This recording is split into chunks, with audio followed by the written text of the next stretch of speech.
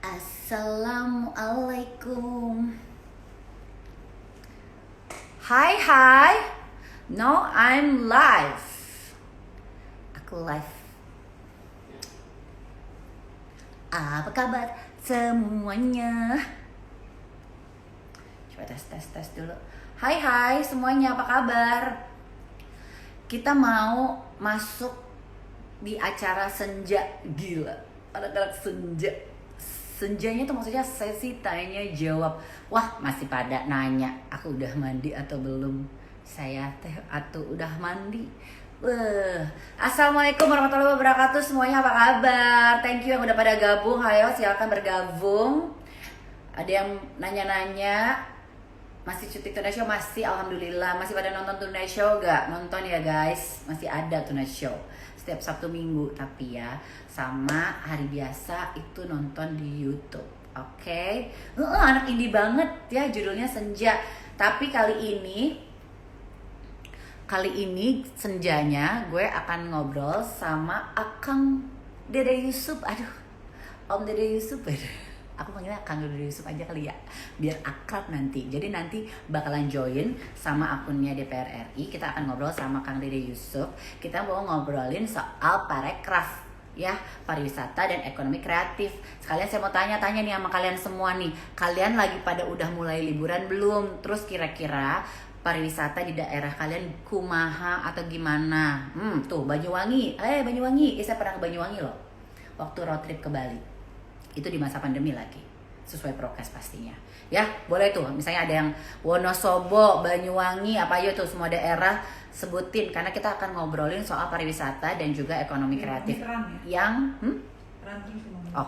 yang punya info-info soal dagangan ya. Itu kan termasuk ekonomi kreatif juga tuh kan, tuh tempat-tempat yang bisa dijadikan untuk pariwisata dan juga untuk brand-brand lokal. Oh ya, mana aja nih? Dari mana aja? Cirebon ada, Mas. Mantap. Lampung ada, Batam ada, Bali ada. Saya ntar mau ke Bali minggu depan. Karena saya tidak bisa ke Bali akhir tahun, pastinya kan nggak boleh. Jadi minggu depan saya ke Balinya. Bogor kota saya. Bogor kota indah, sejuk, nyaman, bagai bunga di dalam taman. Wah, Depok City, Boyolali, Hong Kong, Widih, Bandung, Sampurasun. Ya, orang Bandung juga nih. Ntar kita akan kedatangan mantan Wagub Bandung. Cilacap, Cilacap. Kakak Donald, Regas Radian ntar ini ya, skateboard lagi. Sorry. Nyambi kan. Pasuruan, Jember, Sumbar. Ini jangan ngasal ya, beneran dari tempatnya kan ya ini ya. Wow, Purwokerto hadir, mantap. Malang hadir, Padang, Bekasi, mantap. Solo, Medan, Lenteng Agung, ya baik. Taipei, betul. Tongolo Bibi, itu di mana ya? Tonggolo Bibi itu di mana? Ada yang tahu nggak? Jateng, Blitar, Sydney. Oke.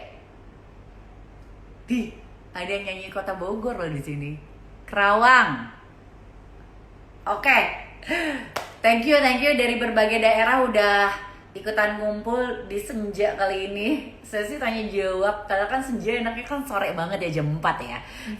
Emang tadinya pengen jam 4 sore gitu sambil kita sunsetan gitu. Cuman di siang ini aja ya, biar masih seger Mas, masih pada seger kan ya? Oke, sekarang saya mau coba undang satu orang anggota DPR dan juga artis ternama, mantan Wagub, udah pasti tahu ya. Waktu itu sempat saya kasih tahu juga siapa yang akan saya undang, Kang Dede Yusuf. Nah, kita akan joinkan bareng di sini ngomongin soal,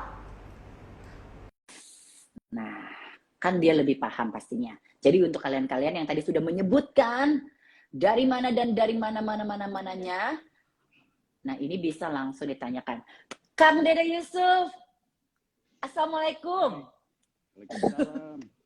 Apa kabar Teh Hesti? Aduh. Baik. Wah, ya ini idola saya juga ini. Saya sudah live nih dari jam 2 katanya. Kang Dede di mana Kang Dede? Ya di Bandung. Tadi habis dari Cimahi, Oh, di Bandung. di Oh, Bandung, gitu. dari Cimahi. Sekarang ada di Kabupaten Bandung di sebuah hotel. Yang Cari tidak wifi boleh disebutkan gratisan, namanya, takut. nggak boleh. Ya, ya, takut ntar pada datang ya. Aduh. Enak wifi gratisan. Saya pakai kuota nih. Iya, makanya saya cari-cari, soalnya kuota lagi habis. Bisa aja. Ini dari tadi tuh eh, aku tuh udah ngasih tahu ke followers-followers yang tadi udah gabung ikutan live nih Kang Dede, kalau kita lagi mau ngomongin soal pariwisata dan ekonomi kreatif. Jadi udah pada Ya, nyebut-nyebut tuh nama-nama daerah-daerahnya. mm-mm. Kalau Kang Saya Dede pakai filter sendiri, kalau biar kayak THC ya, biar cantik. iya biar kayak Korea gitu. Gimana tuh ya caranya? Nah, kumaha carana tak aya. Ya, Aduh, dari kos putih kieu tak gila. carana. Aduh. Ya, nah, jangan atuh mana filter lah eta. Dicari lah, biar ada cantikan cantik. Bukan boy, ini mah kendi, ini mah aduh. Salah. Yes, Pada terima bilang kasih ya udah bisa boy. gabung nih teman-teman juga followersnya Teh Esti Purwadinata dan juga semua followersnya IG Live DPR. Saya dapat dikasih pinjam khusus ini IG Live-nya DPR karena kalau pakai IG saya katanya nanti nggak ada yang masuk ke DPR ya, jadi saya pakai Nggak IG Live. mungkin. Pas bisa jadi lebih banyak. Kalau kita bisa bertiga Beneran. sih enak. Siap Kalau bisa perintah. bertiga langsung. Nggak mau ngomongin soal suaranya masih kencang nggak nih? Enak kan ya? Udah. Oke. Nah, jadi ini lagi pengen ngomongin yang udah gabung live di sini juga boleh tanya-tanya ya soal pariwisata dan juga ekonomi kreatif. Nanti saya akan bacain pertanyaan-pertanyaannya di sini. Terus kalau ini lagi lebih emang mau ngomongin soal pariwisata dan ekonomi kreatif, pastinya nih Kang Dede. Kalau Kang Dede sendiri untuk di kursi DPR, untuk pembicaraannya udah sejauh mana nih untuk pariwisata dan ekonomi kreatif yang sejauh kita tahu kan karena di era pandemi ya dampaknya udah pasti paling berasa juga di situ sektornya. Ya, jadi mungkin secara gambaran aja ya. Pertama, dari semua sektor yang ada di kita di Indonesia, sektor pariwisata itu yang paling kena imbasnya, paling terpuruk. Kita harus mengatakan itu. Iya. Karena apa? Karena pergerakan manusia tidak boleh bergerak. Dan kalau kita lihat dari sektor pariwisata saja, ketika dulu sebelum ada pandemi, itu rata-rata pemasukan negara itu sekitar 20 miliar dolar. Ya, 20 miliar ya. Begitu ada pandemi ini, turun drastis hingga 70% lebih kita turun. Jadi kalau dikatakan sekarang paling cuma ya nggak sampai berapa ratus juta dolar lah. Itu pun bukan dari turis mancanegara, tapi dari turis lokal. Kita sebutnya adalah wisatawan Nusantara. Nah, hal yang kemudian terjadi adalah bahwa beberapa daerah seperti Bali dan lain-lain itu collapse lah ya. Itu sebabnya banyak hotel-hotel sekarang mau dijual-jualin karena cost-nya juga termasuk tinggi sekali. Nah, kita berupaya untuk mencoba mendorong agar ada stimulan-stimulan. Tahun-tahun 2020 awal itu yang kita dorong adalah stimulan untuk bantuan seperti kayak listrik, ya, terus kemudian juga, jadi pajaknya itu dikurangi, pajak listrik, kemudian pajak pajak pariwisata tuh, pajak pendapatan pariwisata itu dikurangi, pajaknya, ya. Dan kemudian juga bantuan-bantuan seperti kayak bantuan-bantuan kepada para pelaku-pelaku pariwisata. Bantuan ya mungkin kita larinya lebih kepada bantuan yang sifatnya adalah bantuan sementara ya, seperti kayak ada yang memberikan lauk siap saji, sembako untuk bertahan hidup lah. Tapi realitanya memang sektor pariwisata itu tidak bisa berkembang dikarenakan untuk pariwisata itu orang harus bergerak, orang harus pergi. Iya, betul itu dia tah. Nah, makin ke sini kita sudah katakanlah PPKM, Jawa Bali itu sudah PPKM level 2, orang sudah mulai bergerak, sudah ada nih tanda-tanda kehidupan, orang sudah mulai bangkit kembali, PCR ditekan sekarang harganya, Iya. Tiba-tiba ada yang muncul baru lagi nih, apa katanya Omikron Dari Omikron itulah Afrika, ya, Omicron. dari Afrika. Tapi ada yang bilang, Maka apa ini efeknya nggak terlalu parah katanya si Omicron. Apalagi nah untuk Indonesia yang udah herd immunity karena waktu pas Delta kemarin. ya, ini belum bisa diketahui secara pasti karena Iya, negara-negara benar. lain itu semua sudah mulai menutup diri ya, beberapa negara sudah Mm-mm. ngeblok. Apa akibatnya? Rencana-rencana yang sudah dibook untuk kedatangan apakah itu ke Bali, ke Labuan Bajo dan Iya, lain-lain itu terpaksa pending lagi, pending lagi. Nah, jadi kalau misalnya kita mm. tanya apa yang membuat kawan-kawan ini sektor pariwisata Mhm. dulu nih ya masih bisa survive, pertama adalah kami Komisi Iya, 10 sektor bersama pariwisata. Kementerian Pariwisata mendorong Setelah itu baru agar pelaku bisnis. pergerakan yang terjadi itu adalah wisatawan Nusantara. Jadi artinya bergeraknya dari Jakarta ke Bandung, gitu, Mhm. dari Iya, Bandung iya. ke Yogyakarta, tapi belum antar pulau. Jadi kita masih mencoba menekan penggunaan pesawat terbang. Nah, itu yang Oke. terjadi saat ini ya, itu yang terjadi ya, dan alhamdulillah agak Pembatasan yang lumayan. berarti Kang Dede lumayan itu. Kang Dede yang terakhir kan pembatasannya kita udah mulai dengar nih di tanggal 20 Desember akhir lah karena mungkin takutnya mobilisasinya cukup banyak dan cukup besar kan ya untuk orang-orang berpariwisata gitu kan. Walaupun emang ini sektor pariwisata tuh lagi masih goncang-gancing lagi udah mulai pulih lah ya gitu kan. Tapi Ya, mudah-mudahan sih memang dari DPR sendiri dikasih dukungan yang penuh juga untuk ekonomi kreatif apalagi di pariwisata juga agar bisa setidaknya oke lah kita disuruh pre-hela gitu atau libur dulu dari 20 Desember sampai ya kan Natal tahun baru mungkin agak nggak kemana-mana dulu tapi awal Januari lah kemungkinannya ada nggak sih atau udah ada kisi-kisinya gitu awal Januari kayaknya bakal dibuka lagi seperti biasa gitu. eh, memang yang dikhawatirkan itu kan selalu adalah event-event di mana pergerakan manusia terjadi seperti Lebaran ya, Iya. atau hari-hari besar lainnya yang ada spare waktu 1 minggu lebih. Nah, Natalan dan Tahun Baru ini juga diduga akan terjadi pergerakan orang yang cukup besar karena orang mau Natalan. Iya. Oleh karena itu ya mungkin saat ini pemerintah mencoba menutup kesempatan terjadinya pergerakan itu. Karena apa? Walaupun kita sudah tervaksin dua kali, tapi penyebaran vaksin belum sampai sesuai yang diharapkan. Bahkan di saya aja di Kabupaten Bandung ini, belum sampai 50% orang sudah tervaksin 2 kali. Ya, artinya Jadi belum distribusi vaksin begitu banyak ya? belum. Distribusi vaksin itu belum sampai harapan kita. Harapan kita kan mestinya 80% seluruh rakyat Indonesia sudah tervaksin. Tapi ternyata belum semua. Itu sebabnya vaksin ini mau tidak mau saya digencarkan. Nah, kalau kita melihat angka penurunan rumah sakit ICU, rumah sakit dan sebagainya, itu salah satunya juga disebabkan karena vaksin yang sudah mulai menyebar. Yang kedua juga PPKM yang diterapkan. Jadi kita sudah bisa menekan nih. Berita baiknya THST, Indonesia ini termasuk negara yang sangat baik penanganannya dibanding beberapa negara lain. Ya, yang baik itu termasuk China, Indonesia, ya. Malaysia dan Singapura sekarang lagi tinggi-tingginya. Jadi lagi kesusahan ya mereka. Betul, mau tidak mau sekarang kita ya ibaratnya apa ya? Ya kita harus siap untuk mengencangkan ikat pinggang lagi. Itu kalau sektor pariwisata ya. Nah, kalau sektor ekonomi kreatif ini uniknya. Ekonomi kreatif.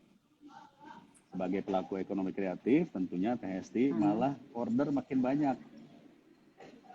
Karena apa? Sekarang. Tapi saya juga mau nanya itu tuh, karena produk lokal justru di masa pandemi lagi disukai banget ya nggak sih? Lagi naik daun.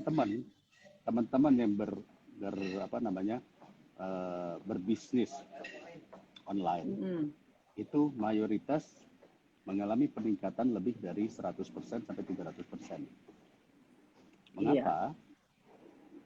Karena pada saat orang tidak boleh pergi ke mall, orang tidak boleh pergi ke kafe, restoran dan sebagainya, maka terjadi peningkatan pemesanan.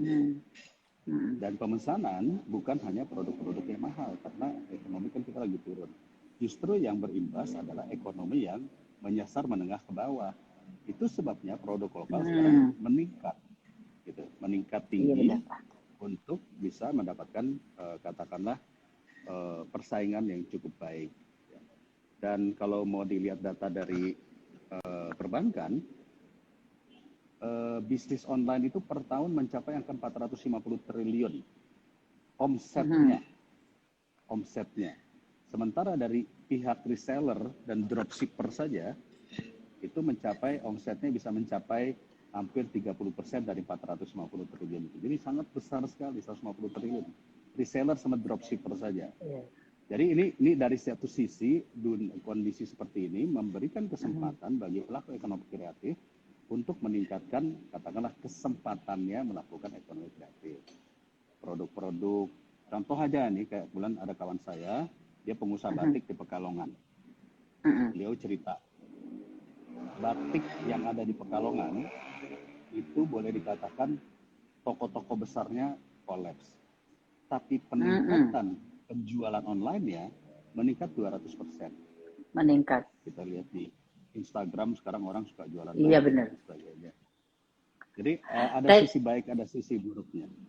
Ada ya, ada dua sisi lah. Memang ada beberapa yang akhirnya terdampak cukup serius di bidang ekonomi, banyak sekali teman-teman aku juga ngalamin juga Kang Dede, soalnya di kuliner yang harus berada di mall waktu itu aku harus tutup gitu kan, dan emang karena makanannya spesifik.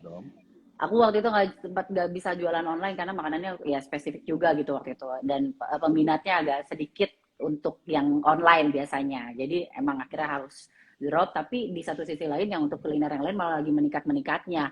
Tadi juga sempat ini intermezzo aja nih, ada beberapa yang nanya, kalau dari DPR sendiri, ini nggak boleh nggak kayak promo-promo UMKM gitu deh?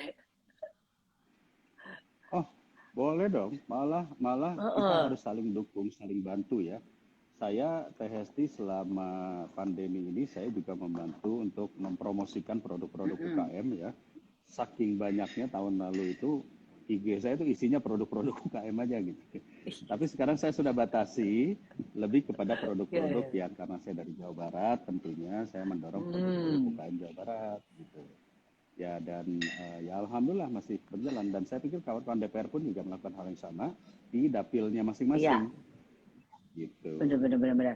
Jadi mendingan sekalian aja, jadi secara digital juga dari Instagramnya dikasih wadah juga sekalian mungkin ya untuk dari IG-nya DPR juga bisa di situ. Iya, tapi kalau aku juga mau nanya satu lagi nih, iya kalau di Parekraf kan yang setahu aku baru tahu nih ternyata kalau pusat kebugaran atau fitness center itu justru masuknya ke Parekraf ya, ke pariwisata ya ternyata ya.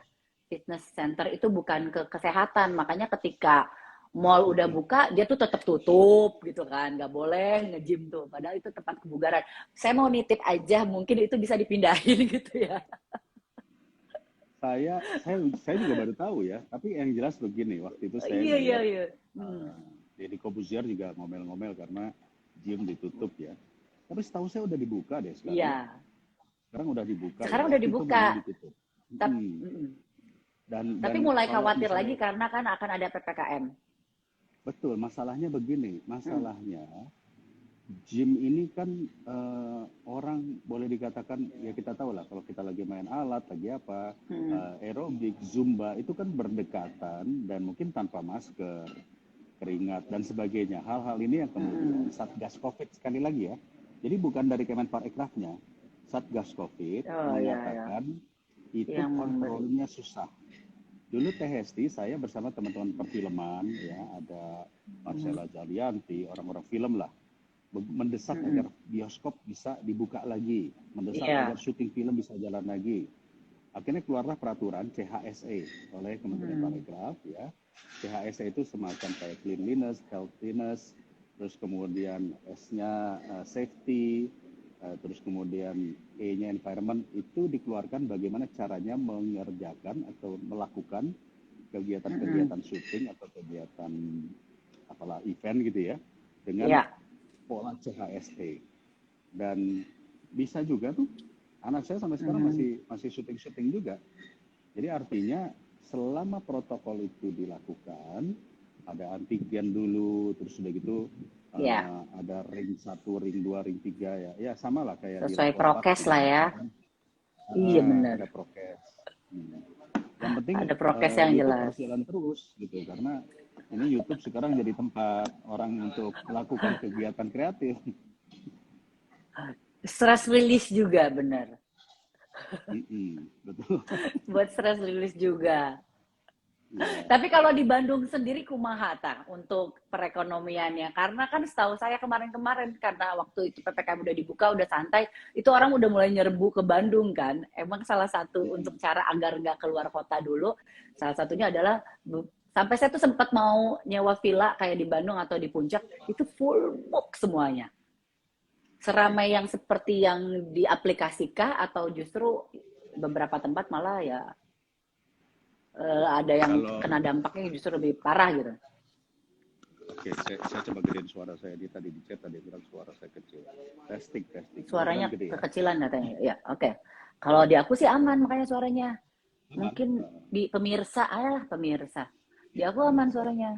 Nampak aku pakai Oke. AirPods sekali ya. Iya. Maaf, saya Onyx. Oke. Nggak ngomongin merek. Jadi gini. Kalau berbicara wisatawan lokal, saya selama hampir 6 bulan terakhir ini kan memang melakukan kunjungan kerja ke berbagai daerah pariwisata ya. Saya sudah ke Sulawesi, saya sudah ke Papua, saya sudah ke Bali, ke beberapa tempat Bandung dan sebagainya.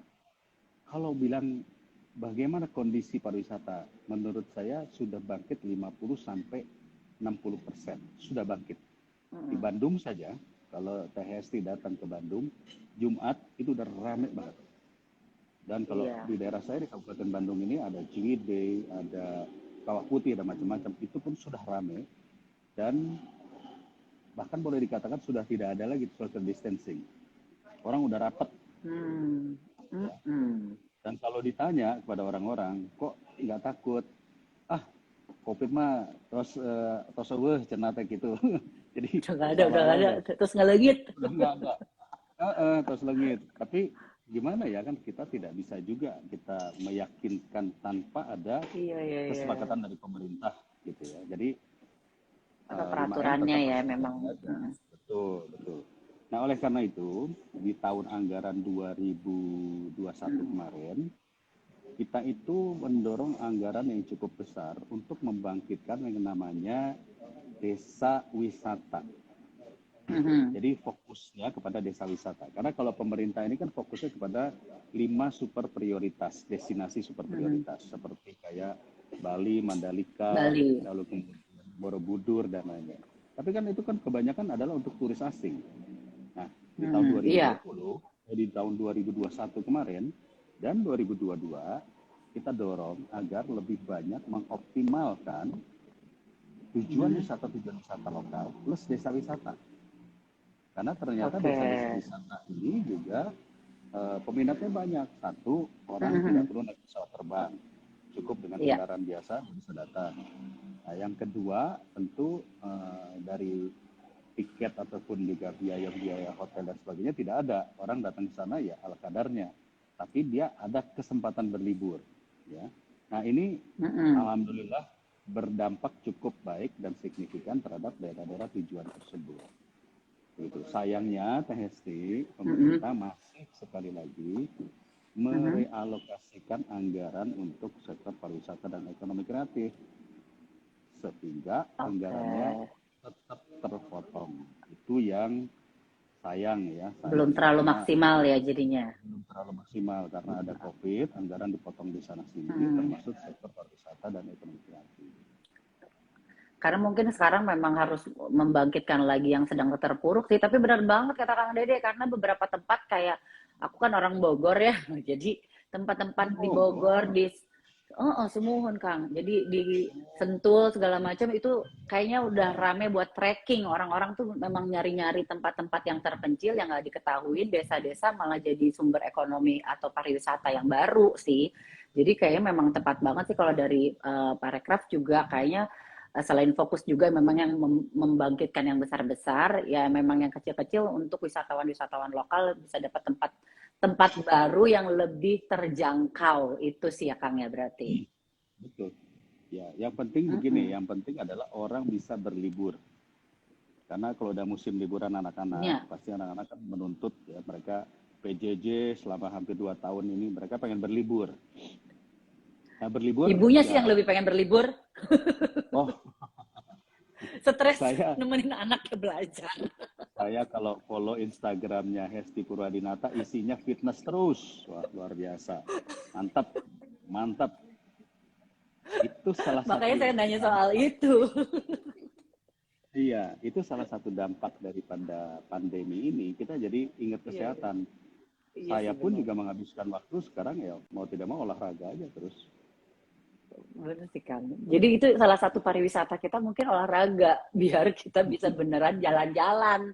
Karena kalau Iya. sakit kan wadaw gitu. Aku terakhir ngerasain COVID itu, masya Allah, Oh, pernah dapet ya? lumayan. Oh, Ah ya, alumni, alhamdulillah aku lulusan tahun alumni. Mei, bulan Mei. Sebelum, ya Mei, Nih, oke. lulusan. Jadi ini coba-coba, ini ada beberapa pertanyaan mungkin ya dari para followers. Ya, Aduh, nanyanya ini malah. Kang Dede lagi nyeruput apaan? Oh, daripada kepo ya dari tadi. Ngeliat Kang Dede oh Yusuf lagi ini, nyeruput naon. waduh, apa nih? Teh jeruk, ice Oke, lemon tea. lemon, Hmm. ice lemon Iya. tea. Tuh apa? Oke. Yang masuk-masuk nanyanya pada aneh-aneh sih. Tuh kan, nanya lagi kan. Saya bilang begini, Teh Oke. Hesti, marry me. Waduh, Masya Allah. Lah malah minta dikawinin. Saya udah punya. Tapi Kang Dede sendiri udah liburan keluar kota belum sih? Maksudnya bawa keluarga. Kalau ini kan rata-rata tugas. Ya, jujur saya belum berani bawa liburan keluar kota. Oke. Karena ketika saya kunjungan-kunjungan itu, kalau kunjungan kan kerja ya, Iya. saya melihat masih sepi ya, dalam arti kata sepi untuk anak-anak, untuk keluarga. Ya, kebanyakan orang lokal artinya orang daerah situ juga ya. Nah, tetapi yang lebih repotnya lagi, ketika kita harus melakukan kunjungan ke luar negeri, itu semua lockdown. Di berbagai negara di lockdown. Oke. Akibatnya, syaratnya kalau datang ke sana harus karantina. Nah, kalau karantina dulu seminggu, ya waktu kita habis di sana kan ya. Jadi oleh karena itu saya kalau liburan sama keluarga ya paling Bandung, ya Bandung lah, Bandung dan Berarti sekitarnya. lokal trip ya? Lokal trip berarti ya kalau mobil. Yang pakai mobil. Iya. Iya betul sih. Jadi ini juga ada usul untuk Instagramnya DPR. Mungkin dari teman-teman DPR juga masing-masing udah bantu UMKM dengan apalagi yang punya followers banyak seperti Kang Dede. Terus ada juga dari teman-teman artis yang duduk di kursi DPR juga memang udah sangat membantu sekali untuk UMKM. Katanya minta IG-nya DPR juga disisihkan untuk UMKM. Saya setuju ya, saya setuju. Iya. Kenapa? Karena begini, pada saat pemulihan ekonomi nasional, kita harus paham dulu bahwa negara itu pendapatannya berkurang. Kalau dulu ada ekspor, impor, batu bara, kelapa sawit, dan sebagainya. Sekarang ini kan boleh dikatakan praktis berkurang jauh. Nah, GDP kita atau pendapatan negara kita kotor, itu paling banyak 60%. Itu justru dari belanja rumah tangga. Nah, belanja rumah tangga inilah yang sebetulnya menggerakkan roda perekonomian kita. Jadi sangat wajar jika DPR memberi slot-slot khusus untuk produk-produk UKM. Untuk produk UKM berarti harus ada lisensinya dulu, jangan endorse, taunya barangnya KW misalnya. Gitu. Iya, benar. Itu juga harus diperhatikan sih. Tapi memang benar. Pada bilang Indonesia itu selamat dari krisis, apalagi di ekonomi. Sempat kan yang di Turki yang sampai parah segala macam, Indonesia itu masih oke aja karena keinginan mereka untuk daya beli sesuatunya, belanja-belanjanya itu cukup tinggi. Nah, sekarang juga kan udah masuk ke era digital. Alhamdulillah Indonesia itu udah melek yang namanya e-commerce kan. Makanya ketika pandemi beberapa sektor-sektor ekonomi bangkit karena memang bisa diberi secara online atau secara digital. Nah, kalau dari DPR sendiri untuk bagian digitalisasinya bagaimana? Sudah mulai ke arah sana nggak? Atau ada digital khusus juga untuk di DPR? Ya. Jadi kalau kita berbicara sektor ekonomi kreatif digital, kita sudah melihat bahwa peluang digital ekonomi ini adalah bagian daripada industri 4.0 dan menuju kepada society 5.0. Society 5.0 itu adalah pemanfaatan teknologi di dalam ruang kehidupan sehari-hari, ya. Artinya orang sudah tidak lagi hanya menggunakan digital untuk teknologi, tapi digital untuk personal life, ya. Nah, personal life itu misalnya kayak fitness, kita pakai jam fitness, ya. Kemudian bangun tidur, bikin appointment kerja dan lain-lain, mencatat, terus kemudian membuka media sosial, itu udah society 5.0. Nah, sebagaimana saya sampaikan tadi, ketika terjadi pergeseran ekonomi, orang tidak lagi pergi ke mall, tidak lagi pergi ke toko, maka orang hanya membukanya di aplikasi. Kita sebut aja handphone atau gadget. Ya. Nah, oleh karena itu, ini ada dua sisi apa ya, kalau saya katakan ada dua sisi mata uang. Pelaku ekonomi transaksi digital mengalami peningkatan. Salah satu bentuknya adalah pinjaman online. Itu mengalami peningkatan yang luar biasa sekali. Sementara perbankan sekarang turun.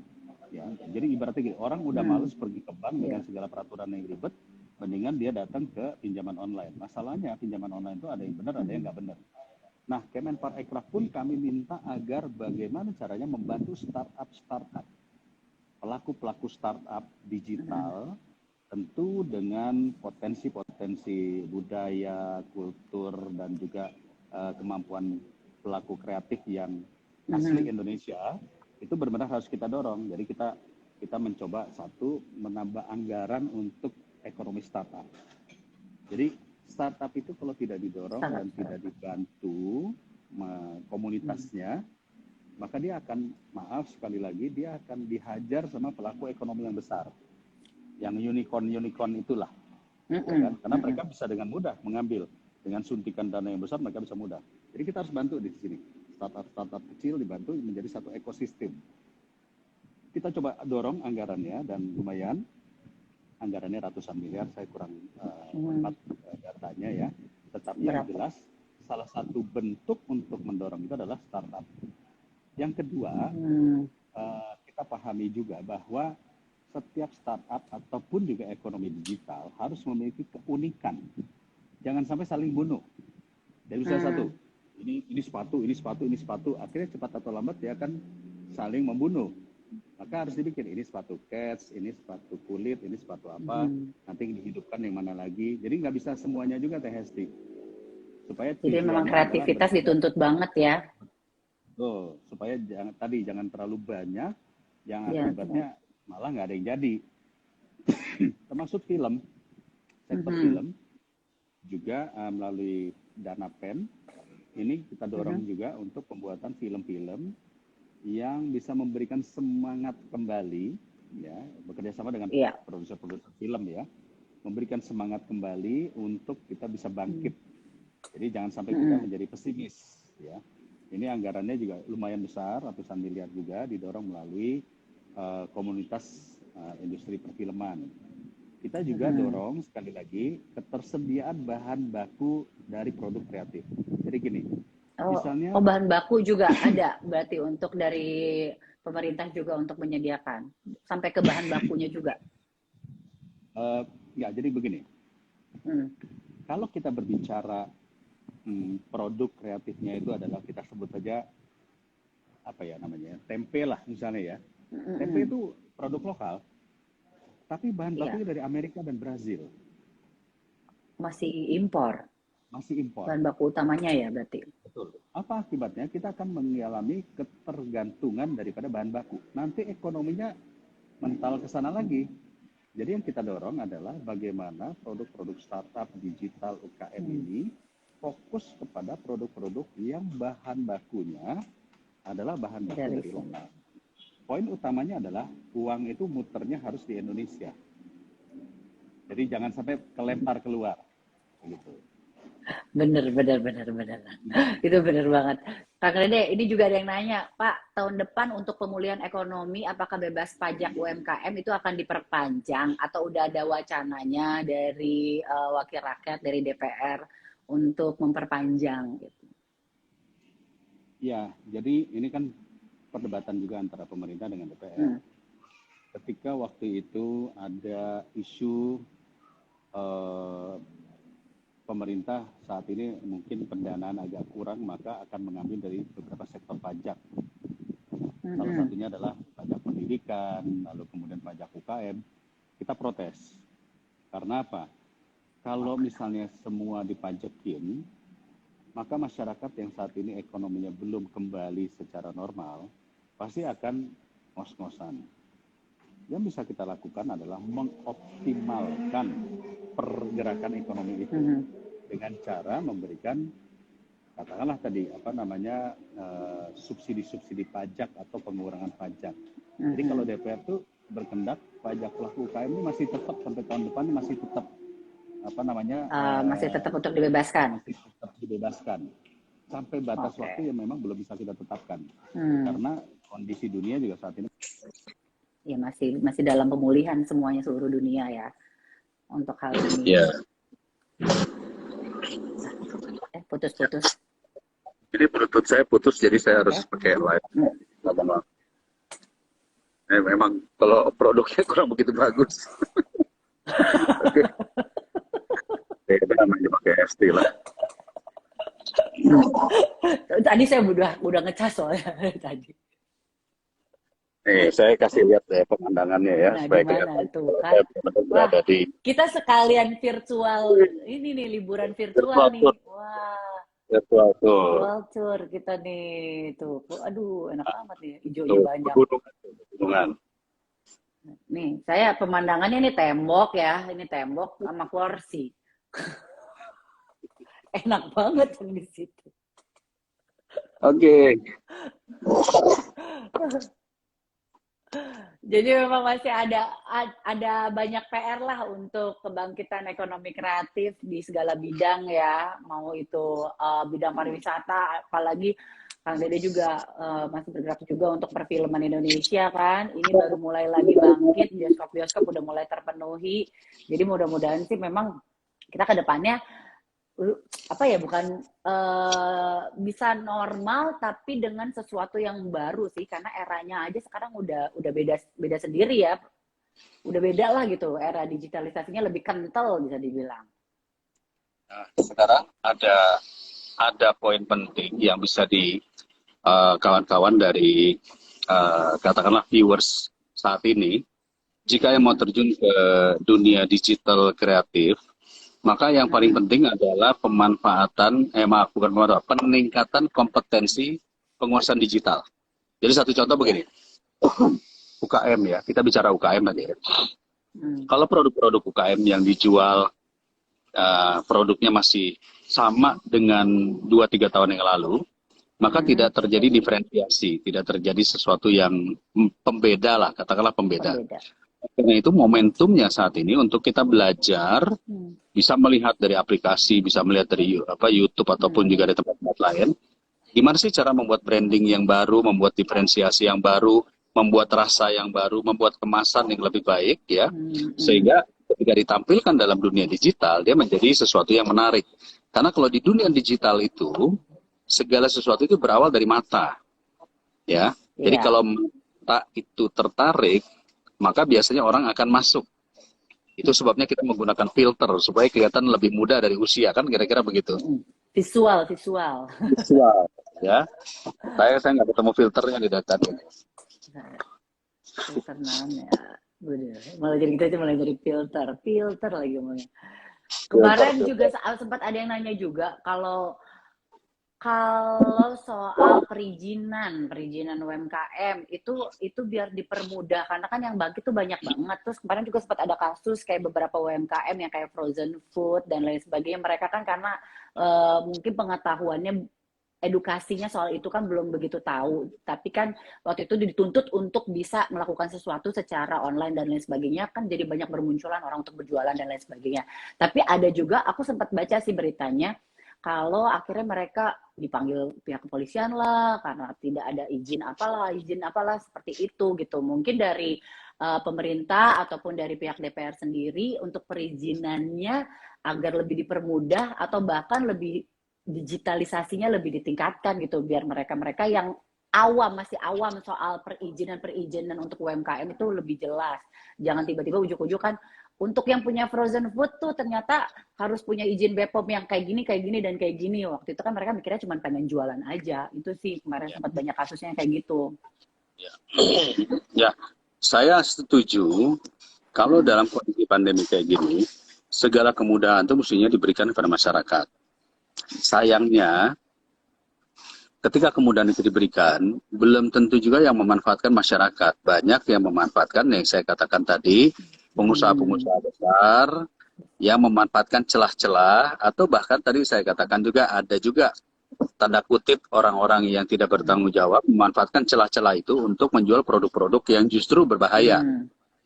Okay. Itu sebabnya Badan POM ini kan sebetulnya sebagai pengawal di ujung.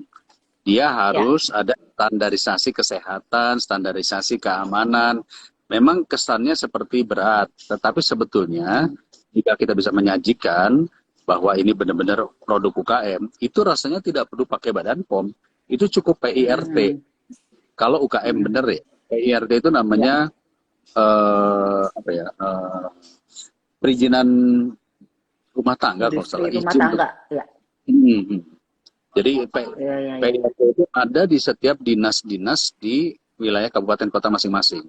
Tapi kalau dia berbicara ini produknya olahan pabrik dan disebarkan ke seluruh Indonesia, maka itu harus Badan POM. Standarnya adalah pabrik, massal. Jadi memang harus kita bedakan yang mana UKM, yang mana tadi adalah industri. Gitu. Iya, fair.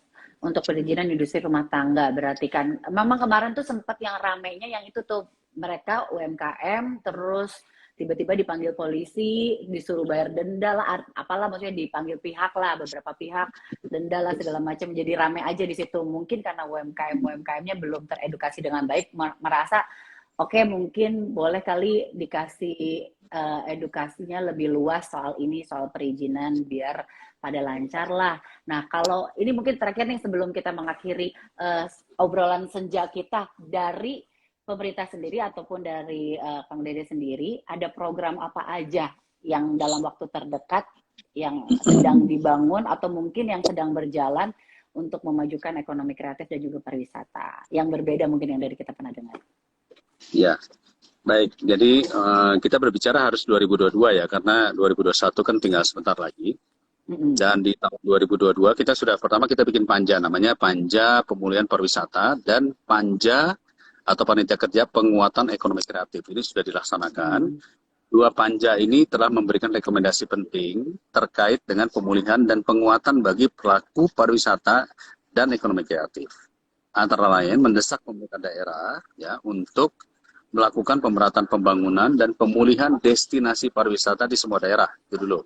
Jadi bagaimana cara memulihkannya? Ya tentu harus mau tidak mau ada promosi, ada penguatan sektor CHSE tadi, lalu kemudian merumuskan kebijakan dan melakukan koordinasi kerjasama dengan kementerian lembaga lain untuk membantu pelaku pariwisata dan ekonomi kreatif. Contohnya gimana? Atau contoh Mandalika ya, mungkin TST kemarin tahu Mandalika. Mandalika itu masuknya kepada sport tourism. Jadi pariwisata olahraga.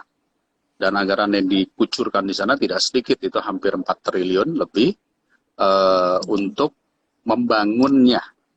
Nah, tugas dari Kementerian Pariwisata dan Ekonomi Kreatif jangan hanya cuman sirkuitnya saja, tapi di sekitarnya harus ada tujuan-tujuannya, ada destinasi lainnya. Tadi destinasi wisata, desa wisatanya, atau mungkin tempat penjualan apanya. Jadi orang nggak mungkin hanya datang jauh-jauh ke sana untuk melihat balap motor terus pulang, gitu kan. Nah, itu yang sudah kita dorong, ya, sehingga ketika kita berbicara super prioritas, apakah Borobudur, apakah Bali, apakah Mandalika, maka tentu harus didukung juga dengan yang disebut tadi event. Event itu berarti ada event-event pariwisatanya, mungkin festival apa, itu salah satu bentuk daya tarik. kita mendorong untuk tahun depan itu beberapa event sport saja itu sudah kita siapkan seperti kayak apa ya, maraton 10K, Bali 10K ataupun juga Jakarta Udah mulai 10K. aktif berarti ya tahun depan Ya, nih ya. betul. Mudah-mudahan. Yang tujuannya adalah mengundang dunia Yes. internasional datang kembali ke Indonesia ya. Konser, Kemudian konser, konser. betul. Kalau konser ini dia nih, saya masih belum tahu batasan konser karena kalau konser ini kan puluhan ribu orang bisa masuk dalam satu lokasi dan lokasinya kan tertutup. Yang masih kita open ini sebetulnya yang terbuka. Kalau olahraga kan terbuka. Iya. Jadi Kemarin sih sempat seru sih, beberapa tempat bikin konser pakai yang drive-thru, yang mobil itu. Jadi udah mulai benar-benar kreatif sih, udah mulai bikin acara tuh benar-benar kreatif sih. Tapi mudah-mudahan sih Kang Dede, makanya dalam 2022 hal baru, hal lebih kreatif dan segala kesulitan soal pandemi ya mulai berangsur, kita juga udah mulai bisa pulih sih. Iya, memang itu ide yang menarik ya, bikin drive-thru, konser drive-thru kayak begini. Satu, menghidupkan juga para pelaku-pelaku seni untuk bisa konser lagi ya. Tentu dengan cara CHSE yang baik ya. Dan biasanya kalau yang drive-thru kayak gitu kan tempatnya harus terbuka, nggak mungkin di dalam gedung. Harus tempat-tempat yang space-nya besar gitu kan. Iya. Nah, itu sebabnya pemilihan, betul. Pemilihan tempatnya harus benar-benar. Saya dengar BTS katanya mau masuk ini, jadi masih tanda tanya juga nih. Jadi, BTS sampai masuk sih heboh ini sedunia, karena orang-orang Indonesia justru lagi pada banyak di Amerika nih sekarang kayaknya untuk nonton BTS. Makanya ini kan baru cerita-cerita aja. Tapi poinnya kan kita begini, jangan sampai ada sebuah event malah terjadi penyebaran baru lagi. Nah, jadi sekali lagi dukungan Komisi 10 adalah pertama, tadi sudah saya sampaikan beberapa poin bagaimana membuat event-event yang bisa menarik dengan CHSE. Kedua, ekosistem ekonomi kreatif secara optimal itu harus kita dukung dari perilaku kreatif dan iklim kewirausahaan yang kondusif melalui pendidikan formal maupun informal.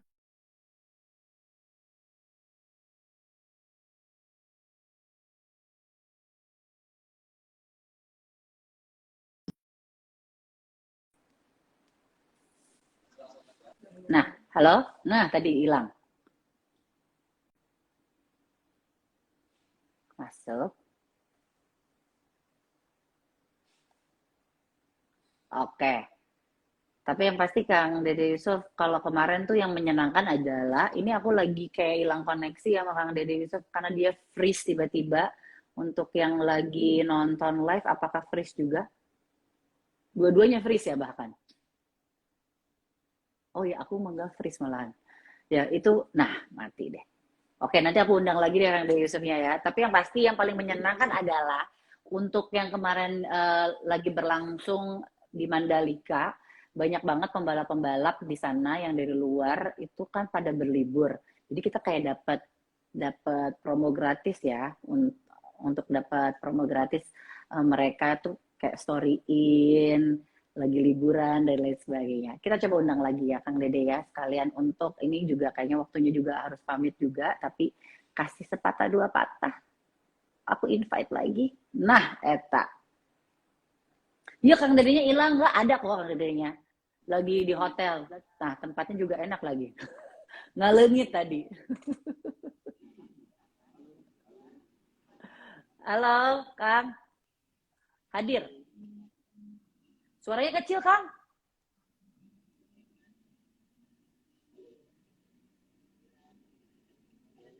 Oke, udah masuk. Kang Dede, kedengeran nggak suara saya?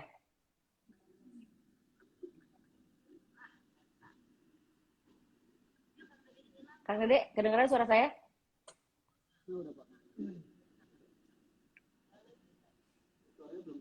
Masuk. Hai.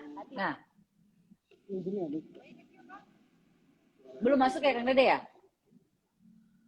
Ini aku udah masuk soalnya udah muncul, tapi suaranya belum masuk ya Kang Dede ya? Feedback gitu ya? Ini soalnya lagi di pegunungan sini. Lagi di daerah Ciwidey sih. Iya di daerah Ciwidey sih ya teh. Kang suaranya punten gak kedengeran. Samar kecil.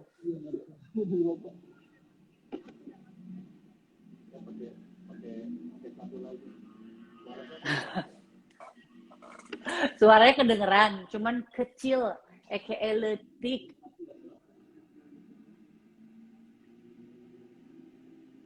Nah, lagi pilih filter dia.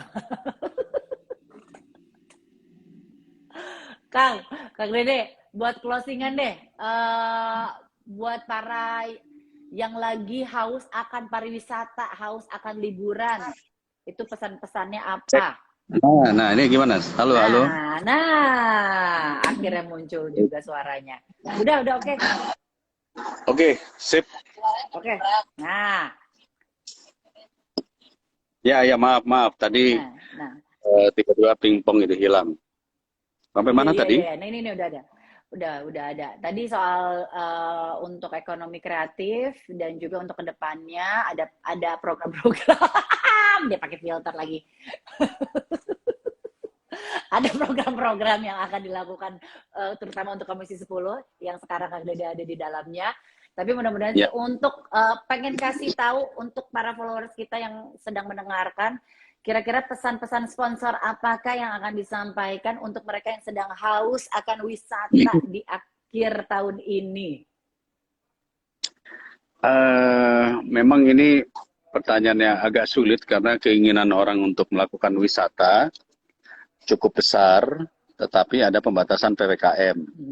Kalau PPKM ini kan tentunya adalah keputusan pemerintah ketika melakukan satu katakanlah pemblokiran penyebaran lah. Karena dunia sudah mulai ada hal-hal yang di luar daripada kemampuan kita, sehingga mau tidak mau kita harus mulai menutup diri, ya. Kan kalau nggak salah waktu itu kedatangan dari luar negeri pun sudah dibuka, tetapi harus karantina 3 hari ya. Sekarang kan jadi 10 hari. Sekarang 7 hari. 10 hari. Wah. 10 naik 7. Sekarang jadi 10. Saya sudah pasti akhirnya orang juga belum tentu akan datang, ya kan? Nah, keluar negeri juga kita keluar negeri juga begitu. Seminggu dulu kita harus karantina. Jadi akhirnya yang bisa kita lakukan adalah kembali kita masih berwisata domestik terlebih dahulu. Ya, wisata domestik artinya begini.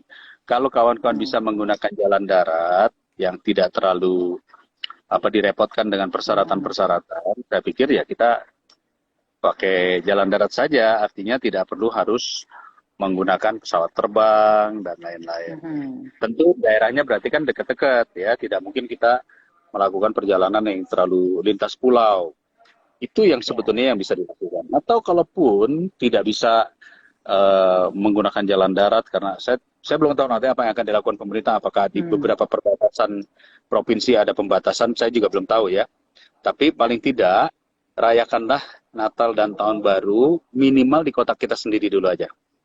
Di kota kita sendiri ya, yang mana saat ini vaksin kita sudah katakanlah sudah tersebar dengan baik.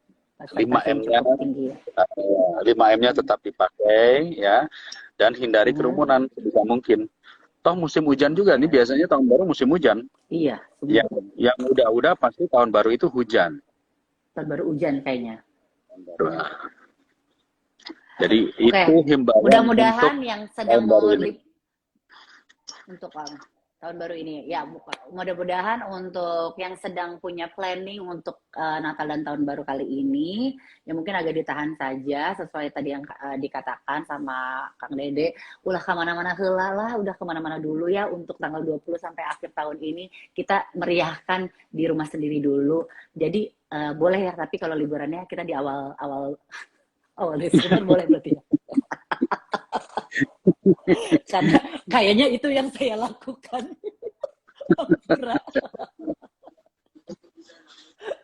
Jadi gak libur tahun baru saya mah Kang, cuman saya awal bulan. Iya. Pokoknya sebelum tanggal berapa? Sebelum tanggal 24 ya? Tanggal 20, ya sebelum tanggal 20 Oh, lah tanggal kalau 20. bisa mah. Iya. Ya itu keramaian mobilisasi emang ditakutkan sih akan Iya. memicu sesuatu yang sesuatu yang tidak enak lah ya. Ini kan demi kemaslahatan kita semua gitu merenya. Kang Dede, atur nuhun, makasih. Mohon maaf Mangga. mengganggu waktunya yang lagi Sama-sama. liburan. Ya. Lagi liburan, lagi lagi kerja kerja. bahkan ya, lagi kerja. Tapi kayaknya Makasih rasanya juga. rasa liburan banyak ijo-ijo. Kalau saya mah di sini bangku semua. Makasih Di ya, Bandung. Teh Hesti sama-sama ya. Oke, ditunggu Nuhun, Kang undangannya di Dede. lapor Pak. Siap, atuh. Ini saya lagi dilapor, Pak. Atur nuhun, Kang Dede. Makasih. Assalamualaikum. Makasih. Waalaikumsalam. Semuanya makasih juga udah ikut join di senja kita di sesi tanya jawab. Pokoknya nantikan untuk sesi tanya jawab berikutnya. Cek di Instagram Aku dan Instagram DPR RI. See you, bye-bye. Nuhun.